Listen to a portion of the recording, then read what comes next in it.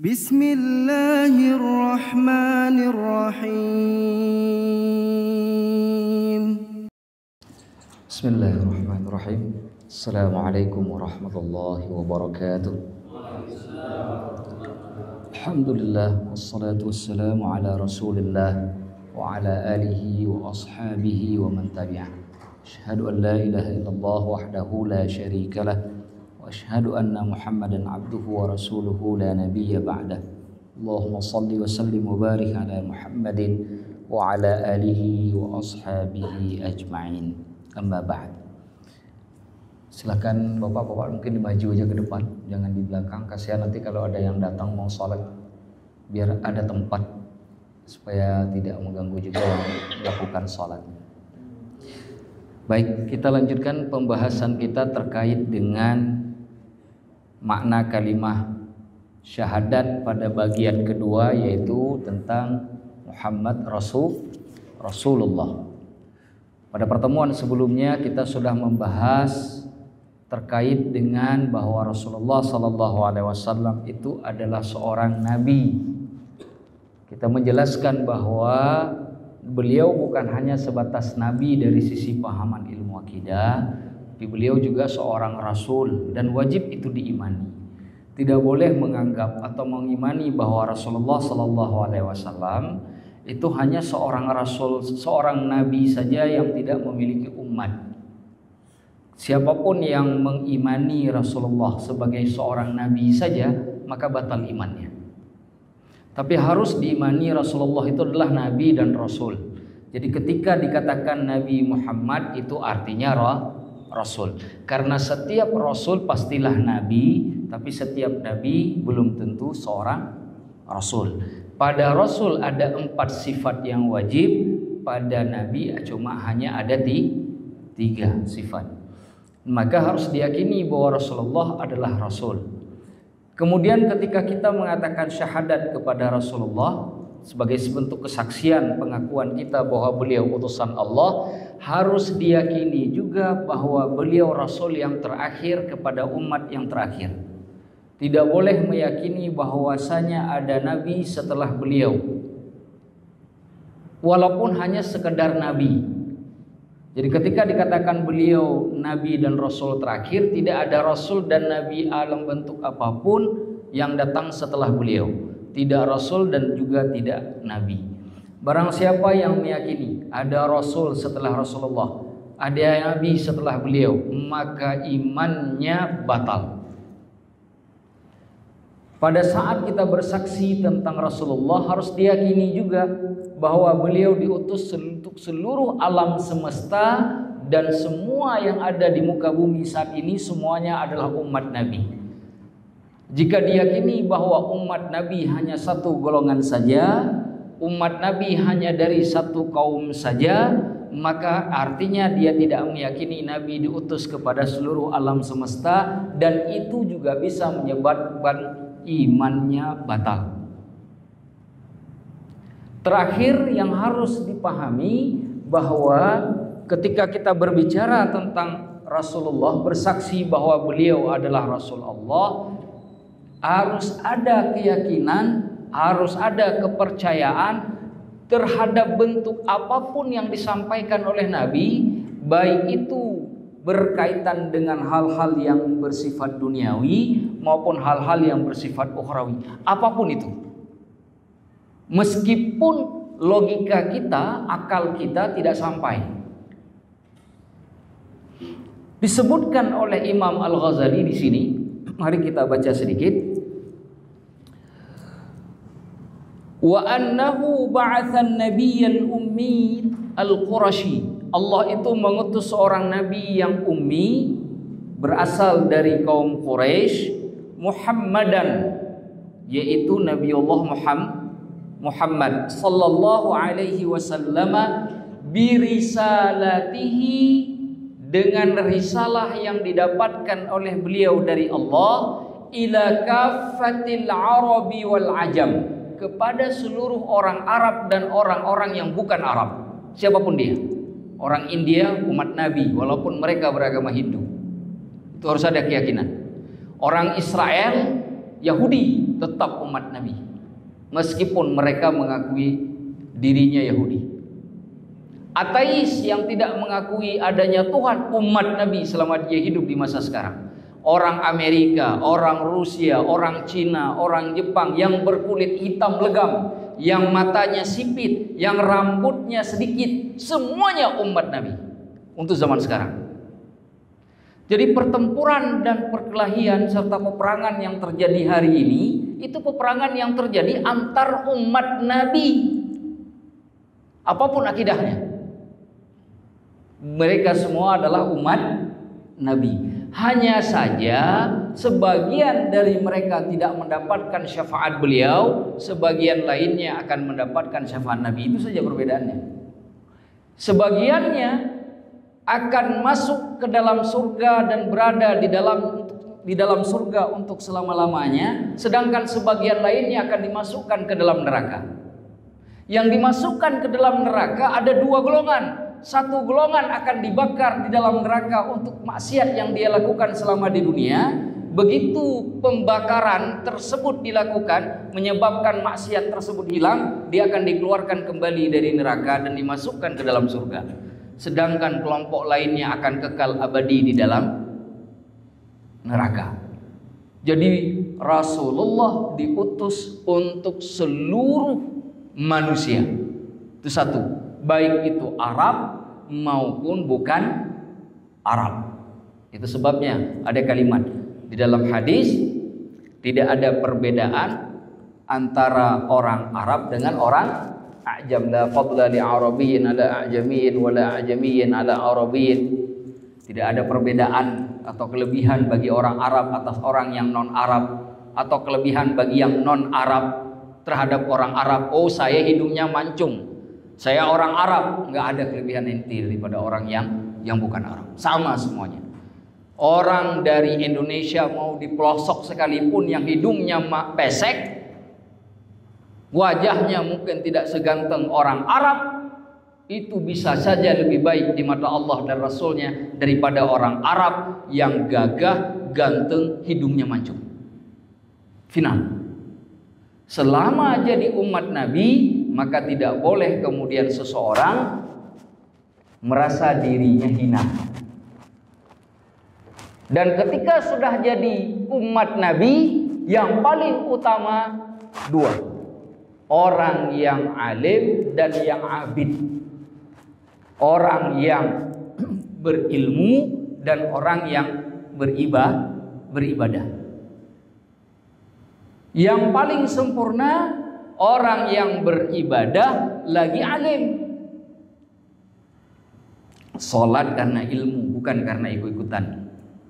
Puasa karena ilmu, bukan karena ikut-ikutan. Sebentar lagi kurban karena ilmu, bukan karena ikut-ikutan. Kalau harus dipilih antara orang alim dengan orang abid, orang alim akan mengungguli orang abid. Kalau dipilih berilmu dengan cuma ibadah doang, maka ilmu tetap mengungguli orang yang ahli ibadah.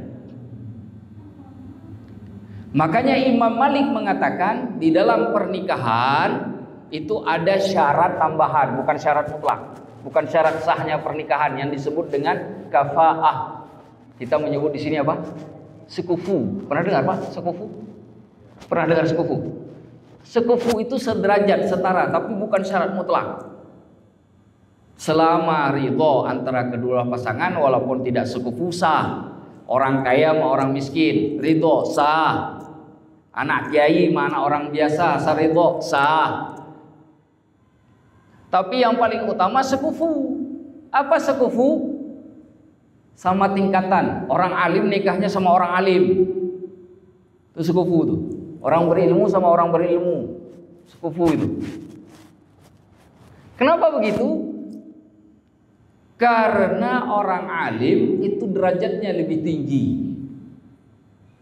Dan kata Imam Malik, kafaah yang paling tinggi itu bukan harta, bukan keturunan, tapi ilmu.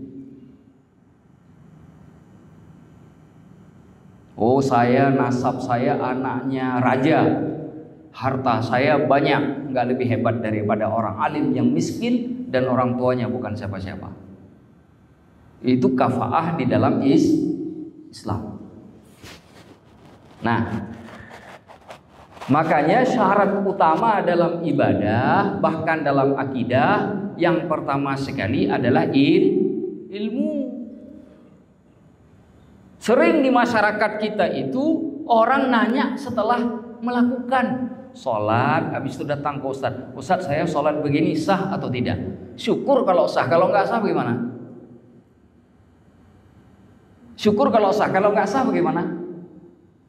Kurban dulu baru nanya ilmunya, umrah dulu baru nanya ilmunya, sholat dulu baru nanya. Semuanya kita lakukan terlebih dahulu, ilmunya belakangan. Biasanya semangat nyari ilmu kalau sudah di atas 40 tahun masyarakat kita itu. Apalagi kalau masih muda-muda. Sayang sekali kalau kita lihat di masyarakat kita, anak muda itu jarang sekali yang hadir di majelis taklim. Kalaupun ada yang hadir di majelis taklim, itu pun kebanyakan pengajiannya tentang bab cinta, sesuai dengan kapasitasnya. Cuma nggak tamat-tamat itu ngajinya, bab cinta terus. Udah 3 tahun bab cinta terus ngajinya. Bab salat nggak pernah, rukunnya nggak pernah, syaratnya nggak pernah, bab cinta terus. Itu anak muda sekarang.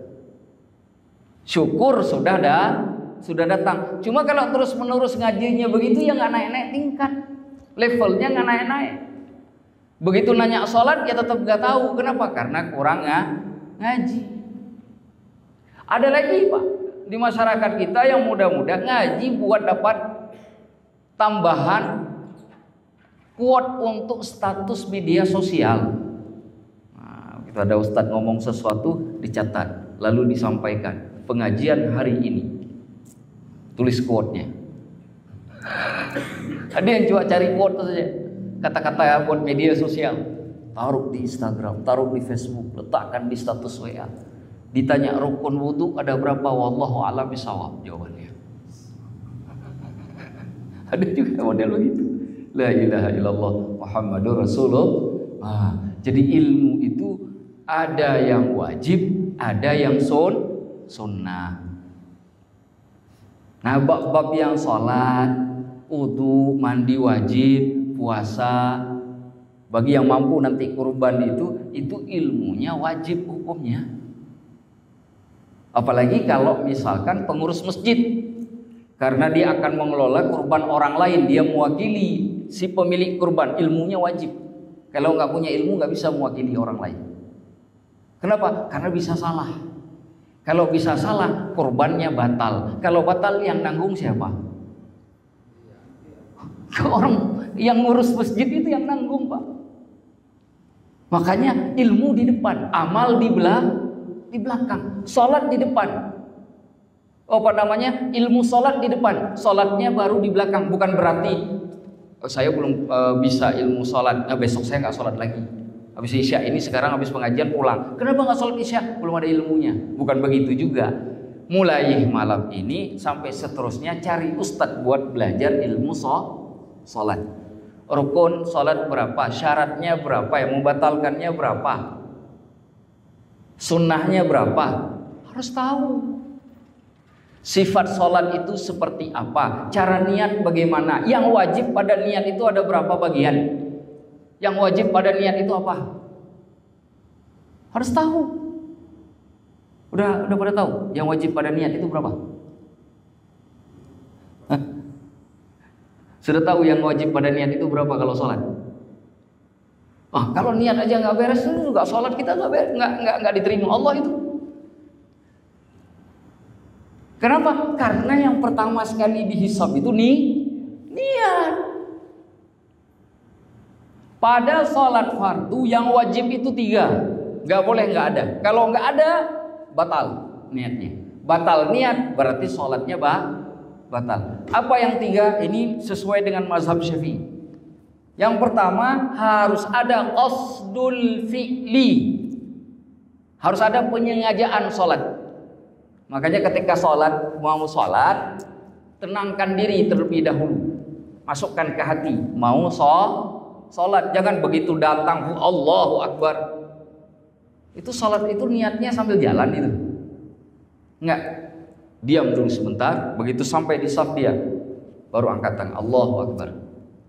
Satu, harus disengaja. Yang kedua, harus dimasukkan ke dalam hati bahwa sholat yang dilakukan itu wajib, bukan sholat sunnah. Wajib.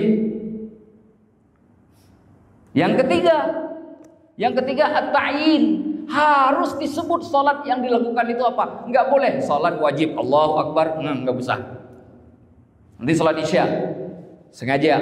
Kedua, harus dimasukkan bab fardhiyahnya, menganggap bahwa sholat itu wajib. Yang ketiga, nyebut sholat isyanya, dimasukkan ke dalam hati. Mau kalau dalam mazhab Syafi'i boleh diucapkan dengan lisan, sunnah.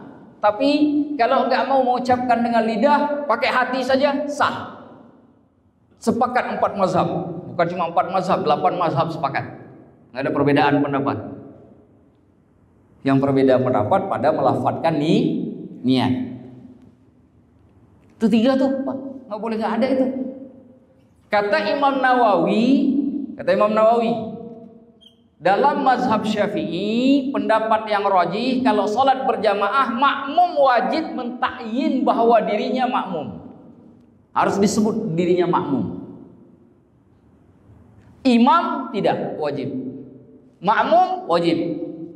Makanya nih ada orang sholat, Pak, kayak sholat maghrib misalkan, tiba-tiba sholat sendiri, datang orang kayak biasanya kayak kalau di kita kan tepuk pundak kan, ya kan? Imamnya kan nggak niat jadi imam, betul tidak? Makmum yang datang itu wajib niat jadi makmum. Ta'yinnya pada makmum, itu kata Imam Nawawi. Tanda tambahan menurut pendapat yang rajih, kata beliau. Nah itu ilmu di depan, amal nyusul. Ini kalau nggak tahu bab-bab begini kan jadi kacau kan? Betul tidak? Malam kemarin, Pak ya, fikih ya. Tadi malam ya, malam apa namanya? Malam Senin ya. Malam Senin datanglah untuk belajar fikih. Baik. Kemudian urusan-urusan dunia yang disampaikan oleh Rasulullah sallallahu alaihi wasallam ini wajib dipercayai, disebutkan oleh Imam Al-Ghazali, wa alzamal khalqu tasdiqahu fi jami'i ma akhbara anhu min umurid dunya wal akhirah. Diharuskan kepada makhluk untuk membenarkan beliau pada semua yang diberitakan oleh Rasulullah pada urusan duniawi dan ukhrawi. Mana urusan dunia? Penciptaan Nabiullah Adam. Kalau ditanya siapakah manusia pertama di muka bumi, jawabnya Adam. Kenapa? Rasulullah yang ngomong. Tapi saya nggak bisa buktikan. Kenapa? Karena saya tidak pernah melakukan penggalian. Kan ada, Pak? Sekarang kan ada ilmuwan-ilmuwan penggalian itu kan, untuk menetapkan siapa makhluk pertama segala macam. Kita katakan, kita percaya bahwa makhluk pertama, manusia pertama adalah Nabi Adam. Kenapa? Karena Rasulullah yang ngomong. Wajib hukumnya. Percaya dengan apapun yang beliau sampaikan. Beliau sampaikan akan datang Dajjal di akhir zaman. Beliau sampaikan bahwa Nabiullah Isa akan turun kembali. Beliau sampaikan bahwa matahari akan terbit dari barat. Wajib dipercaya. Walaupun kita belum tahu dan belum melihatnya dengan mata telanjang, wajib dipercaya. Tidak boleh tidak dipercayai. Walaupun kita belum tahu hakikatnya seperti apa. Itu Dajjal sepanjang mana, berapa meter. Wajib percaya. Nabiullah Isa itu nanti turun di sini, saya belum tahu berapa lama di muka bumi. Wajib percaya. Ya'juj dan Ma'juj itu bagaimana bentuknya? Manusia, tapi saya nggak tahu gedenya seperti apa. Wajib percaya. Kenapa? Karena Rasulullah yang ngasih tahu. Di samping Al-Quran juga membicarakan semua hal dalam urusan dunia, wajib percaya. Rasulullah mengatakan bahwa bulan terbelah dulu pada masa beliau, wajib percaya. Beliau menceritakan bahwa pada tahun 12 kenabian beliau keluar dari kota Mekah ke Madinah lalu dikejar-kejar oleh orang kafir Quraisy. Wajib percaya. Walaupun kita tidak bisa membuktikan secara historis, secara sejarah. Wajib percaya. Kenapa? Karena Rasulullah yang menyampaikan. Perbedaan dalam urusan dunia, kalau hadis Rasulullah itu bersifat dhanniyud dalalah. Dhanniyud dalalah itu artinya hadis yang mengandung makna, dimungkinkan makna yang terkandung di dalamnya lebih dari satu. Itu disebut dhanniyud dalalah dalam ilmu usul fikih. Pada bab seperti ini, maka kita mengikuti para ulama dalam memahaminya. Contoh, Al-Quran kan ngomong masalah membasuh kepala. Hadis juga menceritakan Rasulullah membasuh kepala pada saat wudu. Gimana caranya? Bagaimana caranya? Setengah, sedikit, apa seluruhnya? Gimana caranya? Mana caranya? Hah? Ada apa Pak? Ada 3 macam, betul. Kenapa perbedaan 3 macam? Cara memahami ayat dan hadisnya berbeda-beda. Perempuan ditalak oleh suami. Perempuan nih, kan ada masa iddah. Berapa lama Pak? Berapa lama? Berapa? 3 bulan setengah. Berapa Pak? Jawabannya tergantung Bapak ngikut mazhab yang mana. Kenapa? Karena ayatnya satu. Mana ayatnya? Wal mutallaqatu yatarabbasna anfusahunna bi anfusihinna thalathata quru. Perempuan yang ditalak oleh suaminya dia harus menahan dirinya 3 quru. 3 quru itu bukan 3 bulan, 3 quru. Quru itu apa? Quru itu dalam bahasa Arab disebut dengan ismul abdad. Kata benda yang mengandung makna lebih dari satu, tapi makna kandungan itu bisa saling bertentangan antara satu dan lainnya. Contoh al-bai' bisa diartikan jual, bisa juga diartikan beli. Jual dan beli itu beda, bertentangan. Al-qar'u juga sama, quru itu bisa diartikan masa suci, bisa juga diartikan masa kotor. Imam Syafi'i lebih cenderung pada masa suci, maka beliau mengatakan wanita yang ditalak suaminya berarti tinggal tunggu 3 kali masa suci.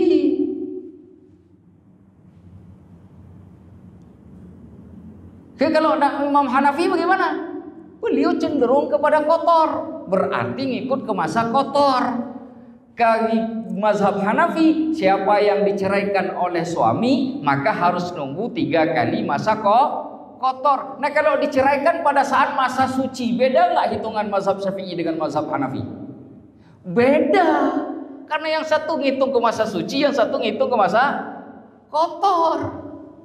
Karena kalau dihitung pada masa suci ini, di masa sucinya ini dicerai, begitu datang haid sudah selesai satu masa suci, gitu kan?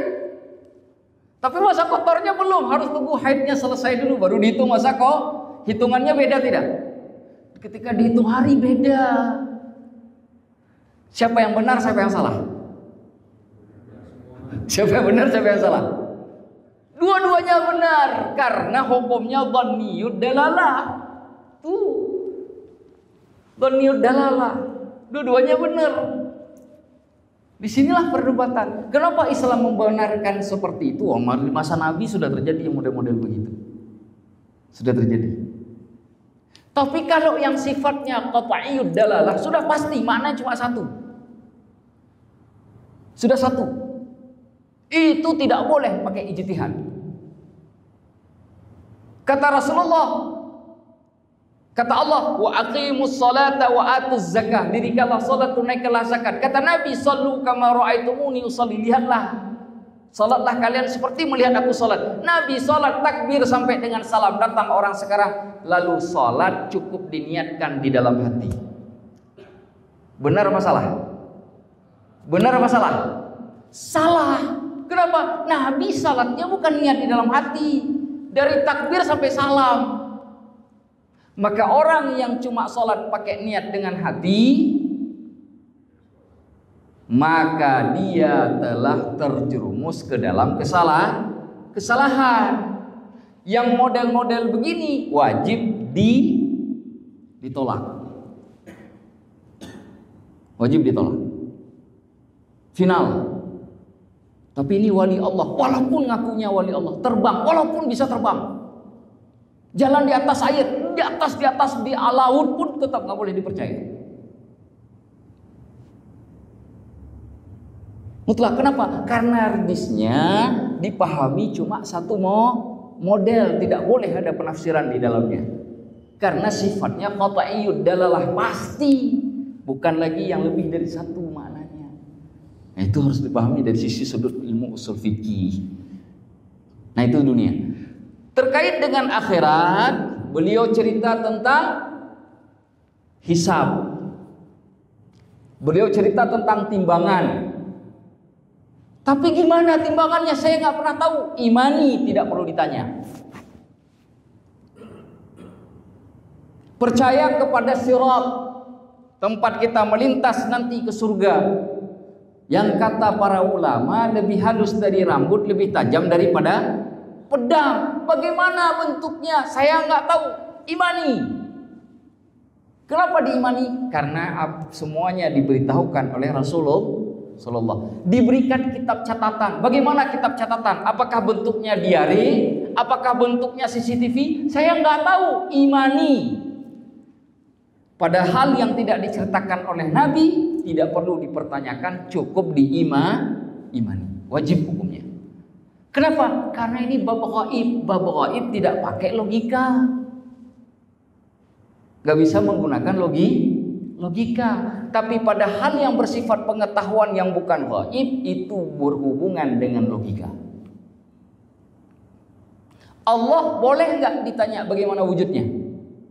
Enggak, tapi keberadaan Allah bisa berhubungan dengan akal. Kita bisa membuktikan Allah itu ada dengan akal, tapi bentuknya tidak boleh diakali.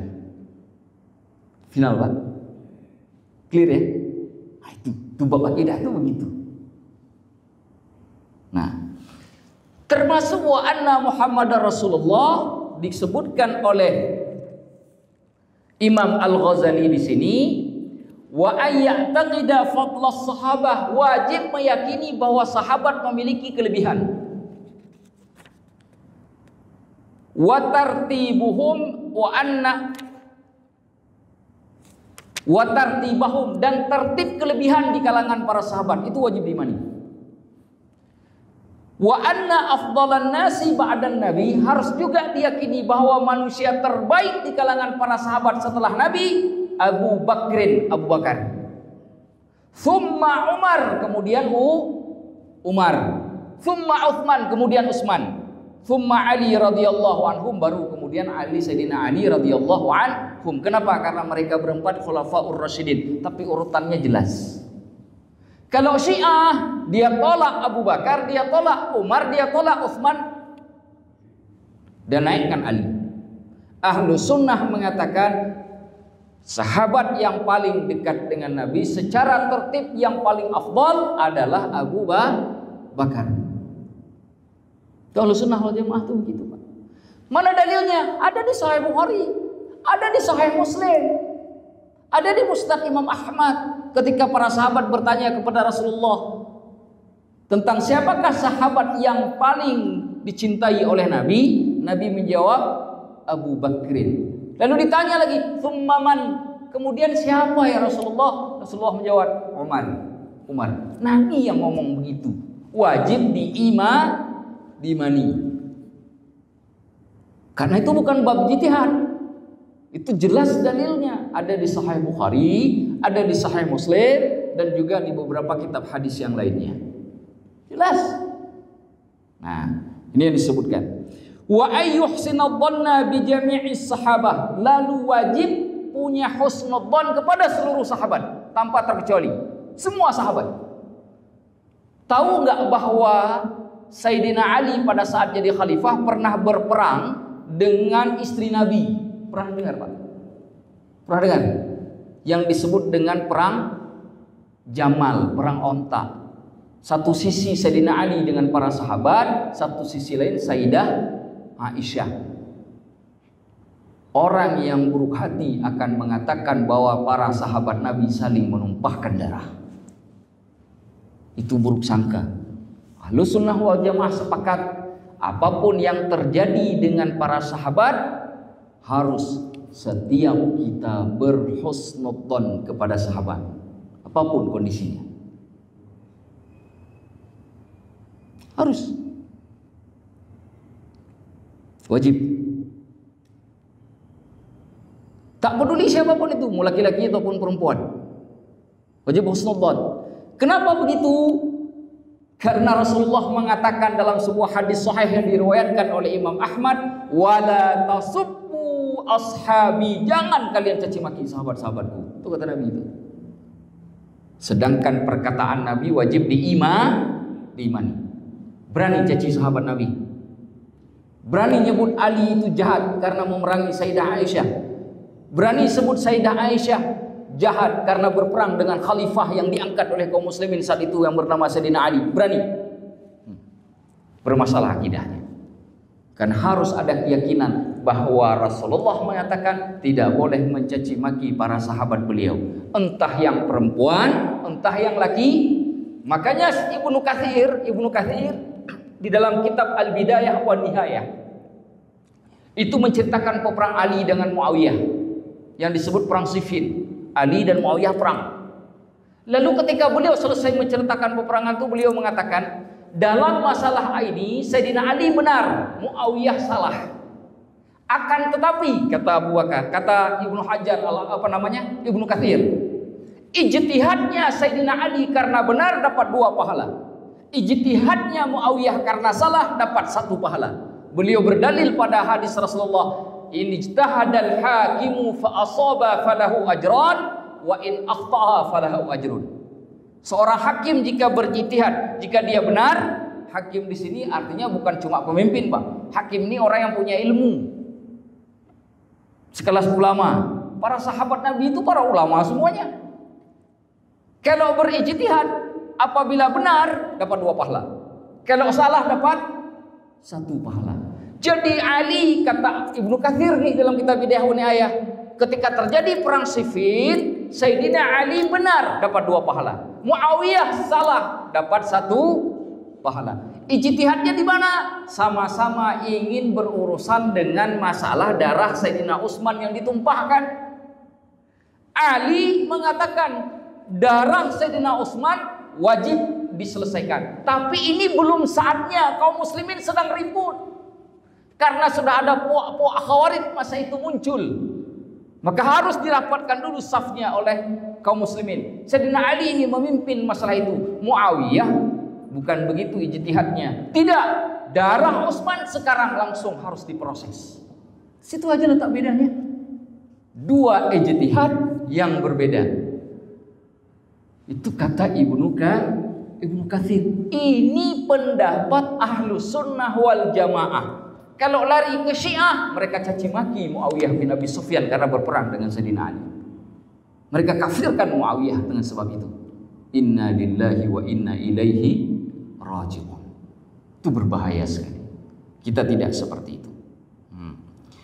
Wa yuthni alaihim. Lalu Rasulullah, kita juga harus percaya bahwa Rasulullah memuji para sahabatnya. Mana dalilnya? Pak, kalau Bapak kalau punya kitab Sahih Bukhari, punya kitab Sahih Muslim di rumah, ini saya nggak cerita kitab Sahih yang lain. Ada 1 bab nanti yang namanya Manaqibus Sahabah.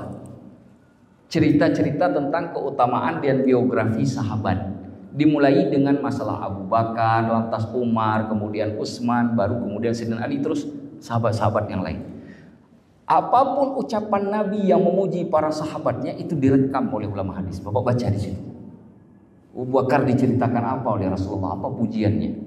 Nanti pujian Rasulullah kepada Sayyidah Khadijah, pujian Rasulullah kepada Sayyidah Aisyah, pujian Rasulullah kepada putri tercintanya Sayyidah Fatimah. Itu ada dalilnya semua dari riwayat, direkam oleh para ulama. Dalam Sahih Bukhari dan Muslim itu ada bab khusus namanya Manaqibus Sahabah. Apa ingat? Manaqib sahabat. Apa ingat? Kalau punya kitab Sahih Bukhari, Sahih Muslim, boleh baca tuh pakai bahasa Indonesia juga nggak apa-apa. Karena itu bukan urusan hukum. Biar Bapak tahu apa pujian Rasulullah kepada para sahabat Rasulullah. Kama athnallahu azza wa jalla wa rasuluhu sallallahu alaihi wasallam alaihim ajma'in. Sebagaimana Allah azza wa jalla dan rasulnya itu juga memuji para sahabat seluruhnya. Para sahabat itu bukan cuma Allah yang memuji, juga Allah sendiri yang memujinya. Mana dalilnya? Di antara pujiannya dijadikan sebab pernikahan.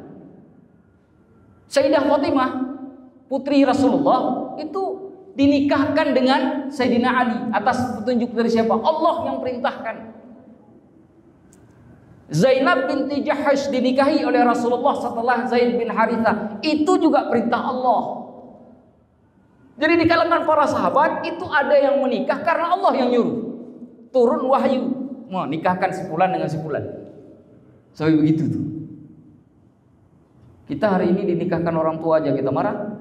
Dulu Allah yang nikahkan, Pak. Subhanallah. Ini orang yang punya derajat begini mau kita caci maki.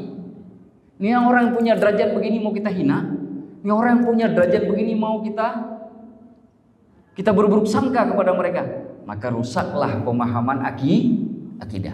Maka dalam bab syahadat yang kedua, wa asyhadu anna Muhammadar Rasulullah, satu, harus yakin bahwa beliau adalah Rasul Allah sebagai nabi terakhir yang diutus kepada umat manusia yang saat ini, yang terakhir, di mana seluruhnya maupun Arab ataupun yang bukan Arab adalah umat beliau.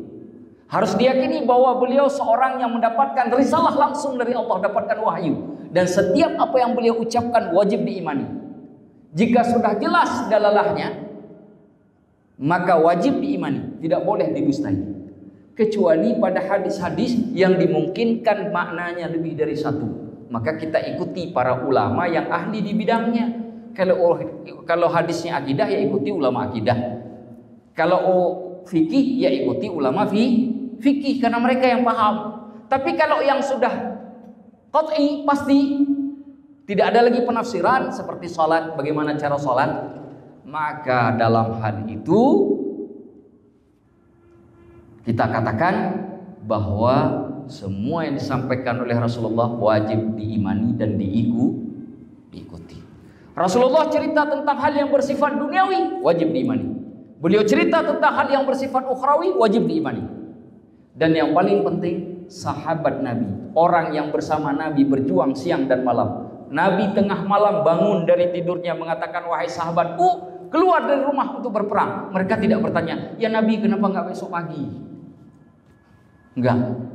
Demi agama mereka tinggalkan anak dan istri demi siap mati. Itu perginya bukan buat gotong royong, Pak. Pergi ke satu tempat yang mungkin mereka tidak akan lagi kembali. Tidak ragu, mereka keluar walaupun tengah malam, tinggalkan anak dan istri. Dan luar biasanya, istri mereka tidak merengek, tidak mengatakan, wahai suamiku, apa nggak bisa besok pagi saja? Nggak juga merengek. Nah, itulah kehebatan mereka yang harus kita iman, kita yakini, dan kita semoga termasuk orang-orang yang mengikuti Rasulullah dan juga perjuangan para sahabatnya. Ada hadiniyah wa kulli niyatin shalihah. Al-Fatihah. Bismillahirrahmanirrahim. Alhamdulillah. Iyyaka na'budu wa iyyaka nasta'in. Shiratal mustaqim. فبأي آلاء ربكما تكذبان